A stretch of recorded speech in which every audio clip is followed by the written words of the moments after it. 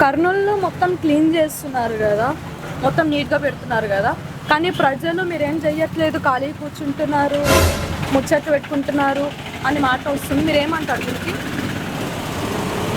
లేదమ్మా అక్కడ మీరు ఇప్పుడు చూస్తున్నారు కదా, ఇక్కడ ఉండే వాళ్ళు అవును మేము పని చెయ్యమని చెప్తున్నారు, ఖాళీ కూర్చుంటామని చెప్తున్నారు, అవును మేము పని చెయ్యమని చెప్తున్నారు, ఖాళీ కూర్చుంటామని చెప్తున్నారు. సో మీరేమంటారు? మేము పని చేస్తున్నాము.